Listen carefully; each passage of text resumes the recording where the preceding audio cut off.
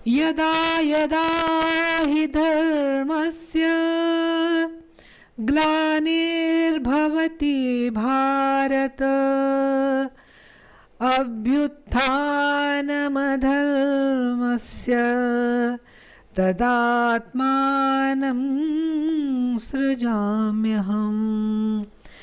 परित्राणाय साधूनां विनाशाय च दुष्कृतां धर्म संस्थापनार्थाय संभवामि युगे युगे। हे भारत, जब जब धर्म की हानि और अधर्म की वृद्धि होती है, तब तब ही मैं अपने रूप को रचता हूँ, अर्थात प्रकट करता हूँ। साधु पुरुषों का उद्धार करने के लिए और दूषित कर्म करने वालों का नाश करने के लिए तथा धर्म स्थापन करने के लिए युग युग में प्रकट होता हूँ। अंतिम श्लोक की बात कर रहे हैं, फिर कल सुबह।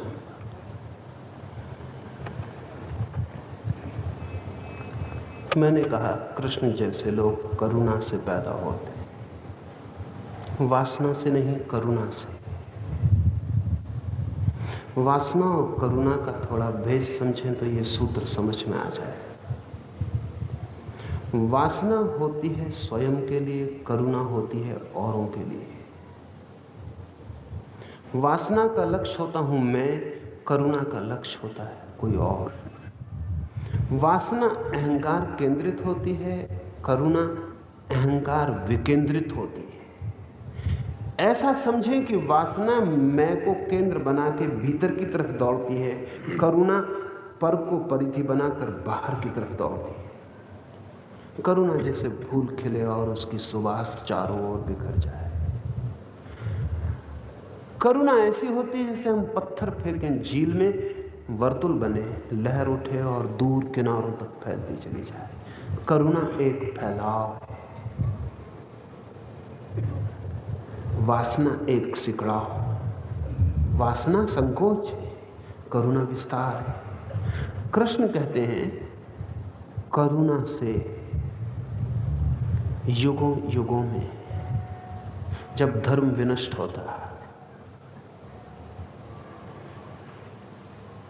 तब धर्म की पुनर्संस्थापना के लिए,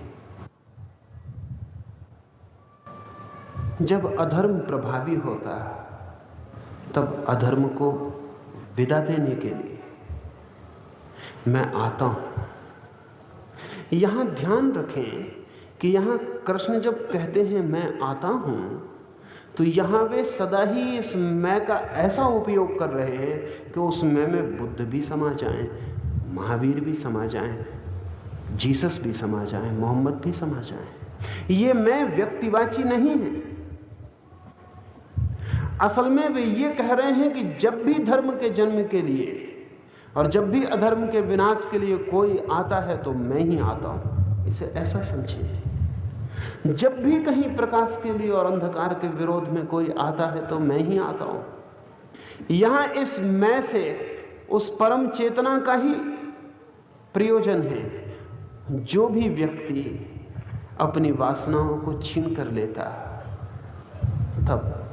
तब वो करुणा के कारण लौट आ सकता है। युगों युगों में कभी भी जब भी जरूरत हो उसकी करुणा की, कोई लौट आ सकता है। उस व्यक्ति का कोई नाम नहीं रह जाता। वो कौन है? क्योंकि सब नाम वासनाओं के नाम है। जब तक मेरी वासना है तब तक मेरा नाम है, तब तक मेरी एक आइडेंटिटी है। इसलिए कृष्ण मुझसे नहीं कह सकते कि तुम कृष्ण हो।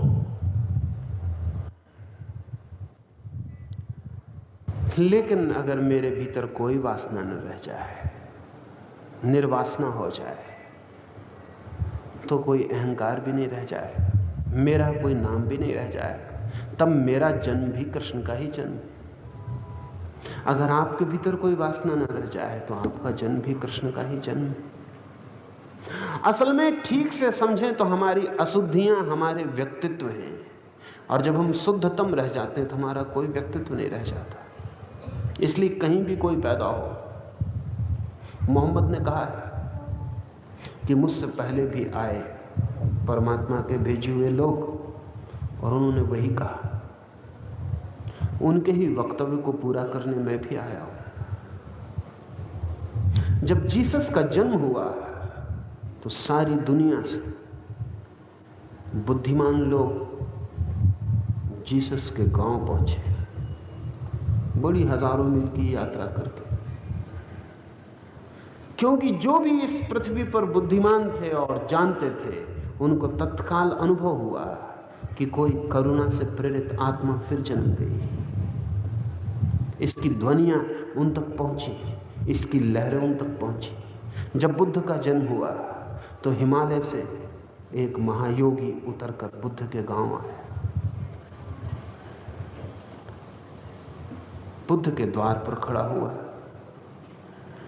बुद्ध के पिता बुद्ध को लेकर योगी के चरणों में रख दिए और कहा कि आशीर्वाद दें, शुभ वचन कहें, शुभ कामनाएं करें। लेकिन वो योगी रोने लगा तो बुद्ध के पिता बहुत चिंतित हुए।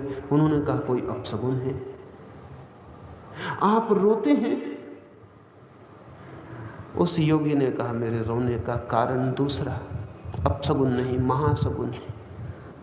मैं रोता हूं इसलिए कि उस आदमी का जन्म हुआ फिर, जिसकी कोई वासना नहीं, जो करुणा से आया, लेकिन मैं उसके चरणों में बैठने से वंचित रह जाऊंगा, क्योंकि मेरी तो मौत की घड़ी करीब आ रही। उसके लिए नहीं रोता, अपने लिए रोता हूं, क्योंकि ऐसी चेतना जन्मी, उसी को खोजते मैं हिमालय से यहां तक आया हूं। जब भी कोई महाकरुणावान चेतना पृथ्वी पर उतरती तो जिनके हृदय भी पवित्र हैं उनके हृदयों में कंपन शुरू हो जाते, उन तक खबरें पहुंच जाती। वो लहर, वो झील पे पड़ा हुआ पत्थर उन तक लहरें ले जाता है, वे उस ध्वनि तरंग को समझ पाते, वो भागे हुए चले आते। रोने लगा वो महायोगी। उसने कहा दुखी हूं क्योंकि मैं मर जाऊंगा, मेरी तो मौत करीब आ गई और मैं बुद्ध के चरणों में न बैठ पाऊंगा, अभी ही नमस्कार कर लेता हूं। उस बच्चे के पैरों में सिर रखकर वो योगी चला गया। जब कृष्ण कहते हैं तो आमतौर से लोग भूल समझ लेते हैं। वो समझ लेते हैं कि अगर आज अधर्म होगा, दुष्ट होंगे, साधु कष्ट में होंगे तो कृष्ण लौट आएंगे। कृष्ण नहीं लौटेंगे, जो भी लौटेगा वही कृष्ण है। कृष्ण कोई व्यक्ति नहीं है। जहां भी कोई लौटेगा वही कृष्ण है। लेकिन जब भी जरूरत होती, अंधेरा घना होता है तो कोई प्रकाश किरण लौट आती।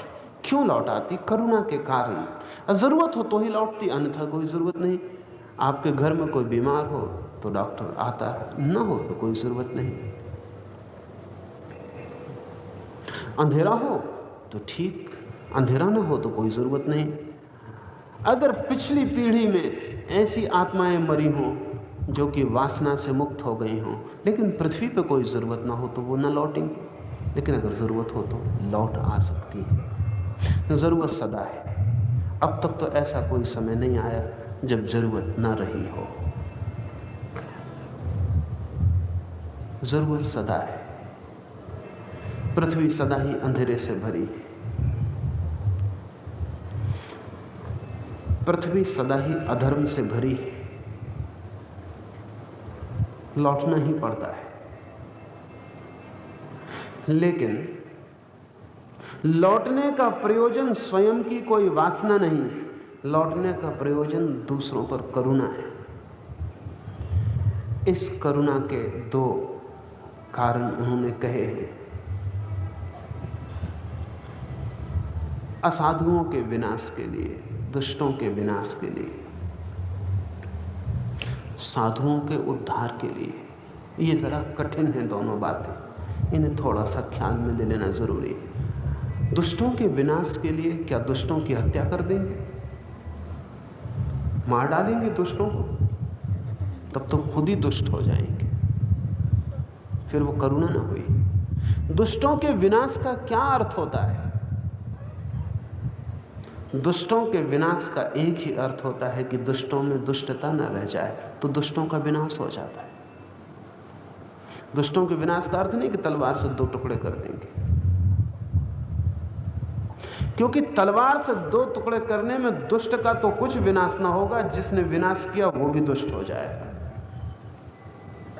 दुष्ट के विनाश का क्या अर्थ है? दुष्ट के विनाश का अर्थ है दुष्ट की दुष्टता खो जाए, दुष्टता मिट जाए, तो ही दुष्ट का विनाश हुआ। साधुओं के उद्धार के लिए ये और कठिन बात है। साधु का तो अर्थ ही यही है कि जिसके उद्धार की किसी को जरूरत ना हो। साधु अगर अपना उद्धार न कर सके तो साधु कैसा? दुष्ट न कर सके समझ में आता है। कृष्ण कहें कि दुष्टों के उद्धार के लिए चलेगा, लेकिन कृष्ण कहते हैं दुष्टों के विनाश के लिए और साधुओं के उद्धार के लिए। तो साधारणतः हम सोचते हैं शायद साधुओं को दुष्ट सताते होंगे तो उनके उद्धार के लिए। साधु बड़ा कमजोर है अगर दुष्ट उसे सता पाए। असल में दुष्ट अगर साधु को सताए तो दुष्ट को ही बदलना पड़ता है, साधु को नहीं बदलना पड़ता। दुष्ट साधु को सता के अपने ही बदलाहट के उपाय में लग रहा है, साधु को नहीं सता पाता। साधु को दुनिया में कोई भी नहीं सता पाता, और अगर साधु को दुष्ट सता पाते हैं तो साधु के नाम से दूसरे ढंग के दुष्ट ही बैठे होंगे, अन्यथा नहीं, साधु नहीं होंगे। साधु को सताने का उपाय नहीं है, इसलिए भी उपाय नहीं है कि साधु का मतलब ही यही है कि जिससे अब सताओ और चाहे सम्मान करो, दोनों बराबर हो गए। उसे सताओगे कैसे? उसे जूते की माला पहना दो कि फूल की माला पहना दो, वो दोनों के लिए धन्यवाद देके अपने रास्ते पर चल पड़ेगा। साधु को सताने का उपाय नहीं है, जिसे हम नहीं सता सकते वही साधु है। फिर ये कृष्ण कहते हैं साधु के उद्धार के लिए। और ये भी बड़े मजे की बात है कि जिस युग में साधु हों उसमें भी दुष्टों को साधु न सुधार पाए और कृष्ण को आना पड़े, तो साधु बिल्कुल नपुंसक, इम्पोर्टेंट। फिर साधु किस लिए है?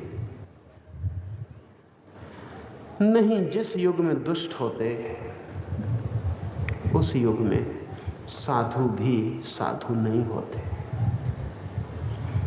असल में दुष्टता से भरे हुए युग दुष्टों के युग होते और पाखंडी साधुओं के युग होते। साधु के उद्धार के लिए, अर्थात पाखंड से उद्धार के लिए। और मजा यह है कि दुष्ट का विनाश करना पड़ता, क्योंकि दुष्टता कुछ है जिसका विनाश किया जा सके, पाखंड कुछ है नहीं जिसका विनाश किया सके। पाखंड से सिर्फ उद्धार किया जा सकता, दुष्टता का विनाश किया जा सकता। दुष्टता का पॉजिटिव अर्थ है। पाखंड सिर्फ एक चेहरा है जिससे उद्धार किया जा सकता। जैसे उतार के रख दिया नीचे तो पीछे का आदमी प्रकट हो जाता। साधु के उद्धार के लिए और दुष्ट के विनाश के लिए। और जिस युग में साधु नहीं होते उसी युग में दुष्ट होते हैं, लेकिन साधु सदा होते तो फिर साधु पाखंडी होते। पाखंडी साधु के उद्धार के लिए। अन्यथा साधु अगर सच में साधु है तो कृष्ण से कहेगा क्षमा करें, आप कष्ट न करें, मैं उद्धार कर लूंगा, अपना उद्धार तो कर ही लूंगा, आपको नाहक कष्ट न दूंगा, आप क्यों परेशान होते हैं? अगर साधु सच में साधु होगा तो दुष्ट उसे दुश्मन नहीं मालूम पड़ेगा, दुष्ट उसे सताता हुआ भी मालूम नहीं पड़ेगा। लेकिन साधु के भीतर भी दुष्ट ही छिपा रहता है। फर्क साधु और दुष्ट के बीच चेहरों का होता है, और इस अर्थ में दुष्ट कहीं ज़्यादा ईमानदार और साधु कहीं ज़्यादा बेईमान होता है। बेईमानी से उद्धार करना पड़े। धर्म का जब विनाश होता है तो साधु होंगे कहाँ? क्योंकि अगर साधु होंगे तो धर्म का विनाश कैसे होगा? धर्म का विनाश तभी होता है जब साधु नहीं होते। जब साधु नहीं होते तभी धर्म का विनाश होता है, और जब धर्म का विनाश होता तभी अधर्म प्रभावी होता है। मैं एक सभा में था। एक बड़े साधु करपात्री जी बोलने के बाद उन्होंने कुछ जनता से नारे लगवाए। उन्होंने पहला नारा लगवाया, धर्म की जय हो। 3 बार लोग चिल्लाए, धर्म की जय हो। फिर पीछे उन्होंने नारा लगवाया, अधर्म का नाश हो। मैंने उनके साथ बैठे साधु से कहा, जब धर्म की जय हो गई तो अधर्म बचेगा कैसे? धर्म की जय हो गई, अधर्म का नाश हो गया। ये तो ऐसे हुआ कि लोगों से हम कहें कि दिए जलाओ और फिर कहें अंधेरा हटाओ, तो दोनों बातें बेमानी। दिया जल गया तो बात खत्म हो गई। जब धर्म की जय हो गई 3 बार, अब कृपा करके अधर्म का नाश मत करवाएं। अधर्म नाश हो गया है, और अगर धर्म की जय से नाश नहीं हुआ तो अधर्म के नाश के नारे लगाने से नाश होने वाला नहीं है। धर्म नहीं होता, क्योंकि धर्म के लिए भी पृथ्वी पर पैर रखने की जगह चाहिए। धर्म को भी पृथ्वी पर पैर रखने की जगह चाहिए। वो जगह साधुओं के हृदय है। अगर साधु ना हो तो धर्म को पैर रखने की जगह नहीं मिलती। धर्म अटक जाता है, त्रिशंकु हो जाता है, आकाश में भटक जाता है। धर्म को पैर रखने के लिए साधुओं के हृदय चाहिए। अधर्म को पैर रखने के लिए असाधुओं के हृदय चाहिए। अधर्म भी खड़ा नहीं हो सकता, अधर्म भी हमारे सहारे खड़ा होता है, हमारे सहारे प्रकट होता है। धर्म भी हमारे सहारे प्रकट होता है। साधु हो तो धर्म होता है, उसके लिए सहारे होते हैं। असाधु हो, अधर्म होता है, उसके लिए सहारे होते हैं। और जब अधर्म होता है, दुष्ट होते हैं, साधु नहीं होते, धर्म नहीं होते, तो कृष्ण कहते हैं कि मैं, अर्थात कोई भी चेतना जो अपनी सब वासनाओं से मुक्त हो जाती, लौट आती है करुणावश साधुओं के उद्धार के लिए, असाधुओं के विनाश के लिए। शेष कल सुबह हम बात करेंगे।